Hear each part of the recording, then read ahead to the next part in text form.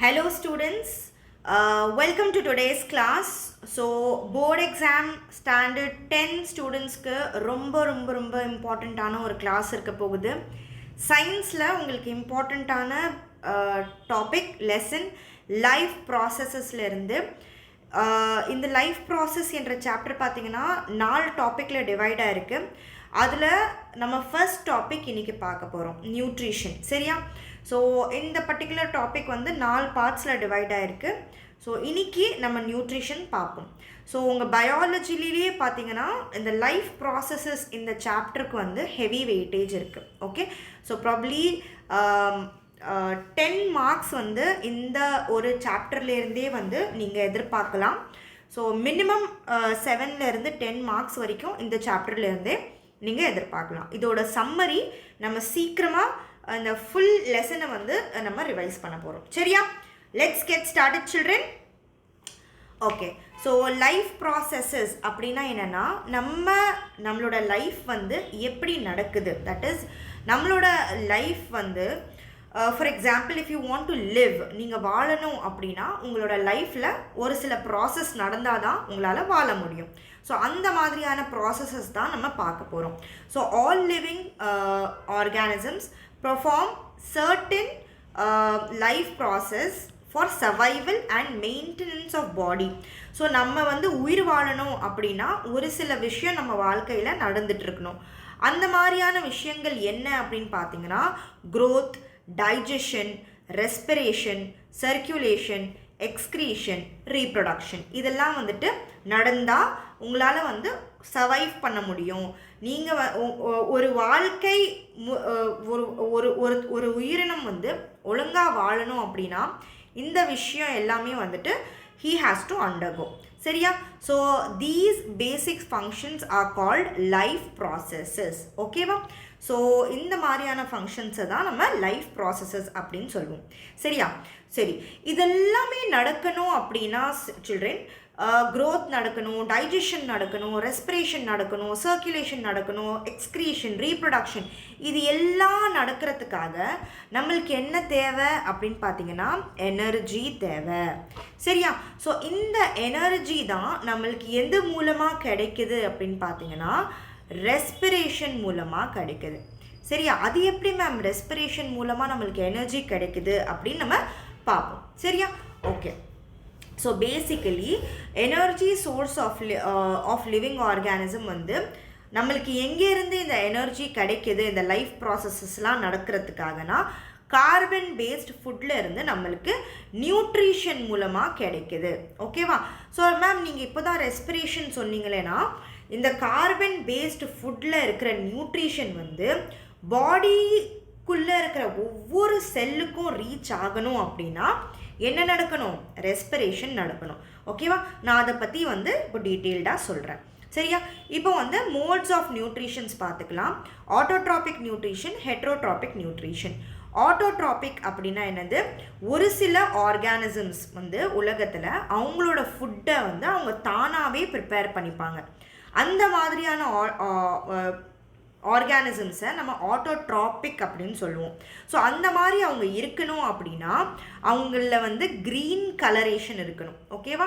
So அந்த green colouration இருக்கு இல்லையா, அந்த பிக்மெண்ட்டை வந்து குளோரோஃபில் அப்படின்னு சொல்லுவோம். அந்த குளோரோஃபில் என்ற பிக்மெண்ட் இருந்தால் மட்டும்தான் அவங்களால என்ன பண்ண முடியும்? சாப்பாட்டை அவங்களோட ஃபுட்டை வந்து ப்ரொடியூஸ் பண்ணிக்க முடியும். அது மட்டும் இல்லாமல் சம் பாக்டீரியாவும் வந்துட்டு அவங்களோட ஃபுட்டை வந்து அவங்க தானாக ப்ரொடியூஸ் பண்ணிப்பாங்க. ஸோ அந்த மாதிரியான பாக்டீரியாவையும் நம்ம என்னன்னு சொல்லுவோம்? ஆட்டோட்ராபிக் இன் நியூட்ரிஷன் அப்படின்னு சொல்லுவோம். அடுத்தது ஹெட்ரோட்ராபிக் இன் நியூட்ரிஷன்னா ஒரு சில ஆர்கானிசம் வந்துட்டு தானாக அவங்களோட ஃபுட்டு ப்ரிப்பேர் பண்ணாமல் மற்ற ஆர்கானிசம் மேலே டிபெண்ட் பண்ணுறது தான் என்னது? ஹெட்ரோட்ராபிக் அப்படின்னு சொல்லுவோம். அந்த மாதிரியான ஆர்கானிசம்ஸ் பார்த்திங்கன்னா அனிமல்ஸ் அண்ட் ஃபங்கையாக இருக்கும். சரியா? அதில் பார்த்திங்கன்னா 3 வகையாக இம்பார்ட்டண்ட்டாக நம்ம பார்க்க போகிறோம். ஹோலோசாயிக், செப்ரோஃபைட்டிக் அண்ட் பாரசிட்டிக்.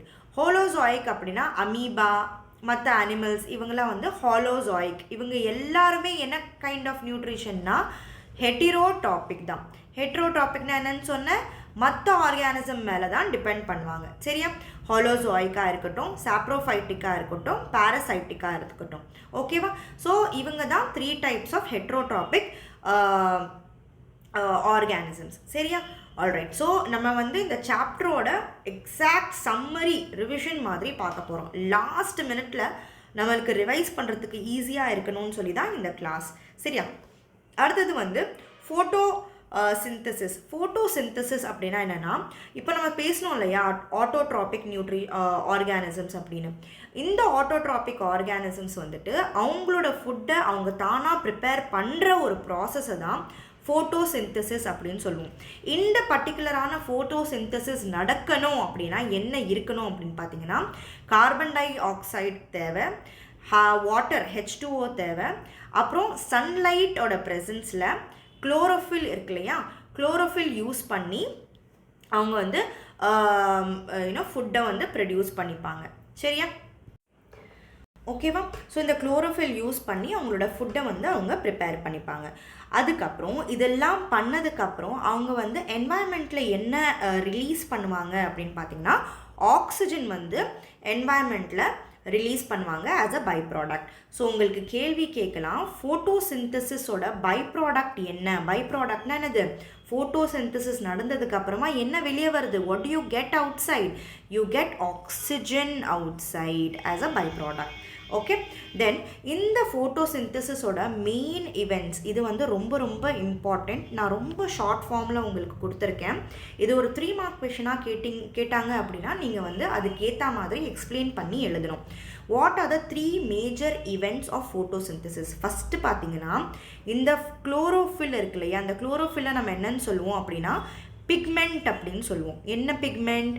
க்ரீன் கலர் இருக்கு இல்லையா, செடியெலாம் வந்து க்ரீன் கலரில் இருக்கும், பிளான்ட்ஸ்லாம் க்ரீன் கலரில் இருக்கும் இல்லையா, அந்த க்ரீன் கலரேஷன் வந்து அந்த பர்டிகுலரான பிளான்ட்ஸ்க்கு கொடுக்கறது யார் தான்?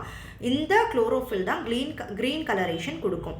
ஸோ இந்த குளோரோஃபில் ஃபஸ்ட்டு என்ன செய்யும் அப்படின்னா, லைட்டை வந்து அப்சர்வ் பண்ணும். அதுதான் ஃபஸ்ட்டு ஸ்டெப்பு. சரியா? செகண்ட் ஸ்டெப் வந்து இந்த அப்சர்வ் பண்ண லைட்டை வந்துட்டு இந்த குளோரோஃபில் அந்த பிளான்ட்டுக்குள்ளேயே கெமிக்கல் எனர்ஜியாக கன்வெர்ட் பண்ணும். ஓகேவா?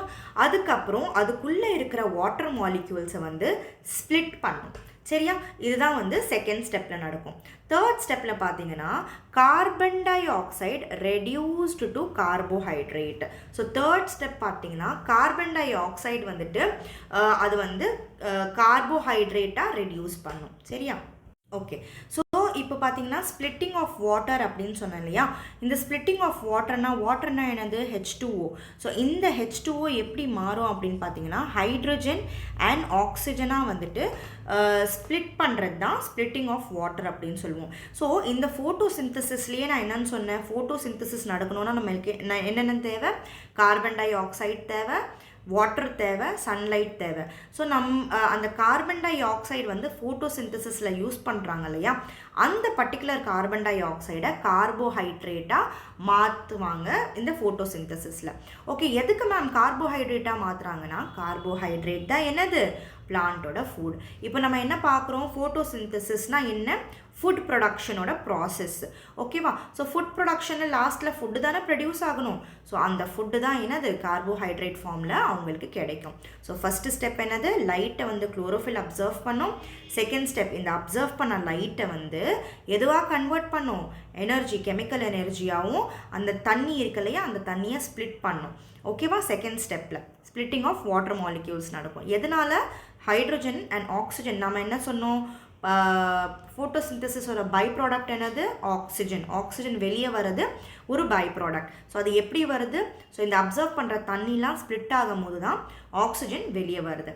த தேர்ட் ஸ்டெப் என்னது? கார்பன் டை ஆக்சைடு யூஸ் பண்ணி தானே ஃபோட்டோசிந்தசிஸ் நடக்குது. அந்த கார்பன் டை ஆக்சைடு வந்து கார்போஹைட்ரேட்டாக ரெடியூஸ் ஆகும். இதுதான் 3 ஸ்டெப். சரியா? ஸோ இதெல்லாம் எங்கே நடக்குது? ரொம்ப இம்பார்ட்டண்ட் பாயிண்ட். இது எல்லாமே எங்கே நடக்குது? Chloroplast cell, that is plant செல்லுக்குள்ளே இருக்கிற குளோரோபிளாஸ்டில் தான் இது எல்லாம் நடக்குது. சரியா? ரொம்ப இம்பார்ட்டண்ட் பாயிண்ட்ஸ்லாம் நம்ம கவர் பண்ணிகிட்ருக்கோம். அடுத்தது வந்து அமீபா இருக்கு இல்லையா, இந்த அமீபாவோட நியூட்ரிஷன் எப்படி இருக்குது அப்படின்னு பார்த்தீங்கன்னா, இது ஃபர்ஸ்ட் ஆஃப் ஆல் பார்த்தீங்கன்னா ஒரு யூனிசெல்லுலார் ஆர்கானிசம். யூனிசெல்லுலார் அப்படின்னா என்னது? அதுக்குள்ளே ஒரே ஒரு செல் தான் இருக்குது. சரியா? அதுக்கப்புறம் ஹாலோசோயிக் இன் நியூட்ரிஷன். ஹாலோசோயிக் அப்படின்னா என்னது? It is a kind of heterotrophic nutrition. Holozoic அப்படின்னா மற்ற ஒரு ஆர்கானிசம் மேலே டிபெண்ட் பண்ணியிருக்கு. ஸோ ஹாலோசோயிக் அப்படின்னா என்னென்னா, அது வந்து சாலிட் ஃபுட் வந்து அப்படியே அதுக்குள்ளே எடுத்துக்கிட்டு இன்டர்னலாக டைஜஸ்ட் பண்ணி வேஸ்ட்டை வெளியே தள்ளுறது. இந்த ப்ராசஸை வந்து ஹாலோசோயிக் அப்படின்னு சொல்லுவோம். அதுக்கப்புறம் இது பண்ணுறதுக்காக அமீபா வந்து அதோட ஃபால்ஸான ஒரு ஃபீட்டை யூஸ் பண்ணோம். அந்த ஃபால்ஸ் ஃபீட்டை நம்ம என்னன்னு சொல்லுவோம்னா கை மாதிரின்னு வச்சுக்கோங்க, சூடோ போடியா அப்படின்னு சொல்லுவோம். சரியா? ஸோ இதுதான் வந்து அமீபாவோட nutrition. Exchange of gases in plants. Okay, இந்த டாபிக் வந்து நம்ம அடுத்த பாட்டில் பார்க்கலாம். ஓகேவா? All the best.